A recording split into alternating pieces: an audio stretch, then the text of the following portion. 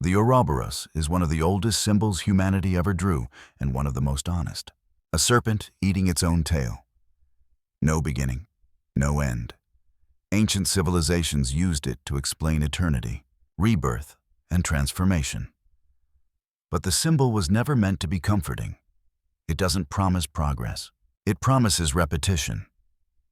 And over the past few days, that truth stopped being symbolic and became personal. Because cycles don't usually announce themselves as lessons. They arrive as exhaustion, as confusion, as the quiet realization that you're explaining yourself again. To people who were never listening the first time, that's how cycles survive. Not through chaos, through familiarity. The Ouroboros feeds when you repeat yourself. When you reopen doors that already showed you what waits on the other side. When you expect clarity from environments built on misunderstanding.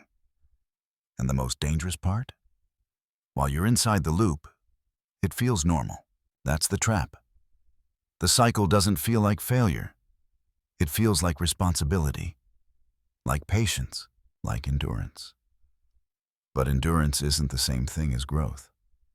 Ancient alchemists believed the Ouroboros represented destruction, feeding creation. Something had to die for something new to exist. But what they rarely emphasized was this: destruction doesn't happen automatically. Time alone doesn't heal. Cycles don't break themselves. They only end when awareness interrupts habit. And awareness doesn't arrive as a lightning strike. It arrives quietly. It shows up when you realize you're arguing with a pattern instead of a person. When you notice you're seeking validation from a system that benefits from your confusion. When you recognize that survival has slowly replaced evolution. That's the moment you reach the center of the Ouroboros. Because the serpent doesn't eat its tail out of hunger. It eats because it doesn't know how to stop. And here's the part most people miss. The moment you see the cycle, you are no longer trapped inside it.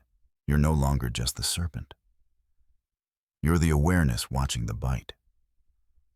The last 48 hours didn't break me. They clarified something. Some cycles don't end with confrontation. They don't end with closure. They don't end with understanding. They end the moment you stop participating. That's the version of the Ouroboros no one talks about. Not the endless loop, but the pause. The moment the serpent loosens its grip. The moment it realizes survival isn't the same as becoming. Some symbols weren't meant to be admired. They were meant to wake you up.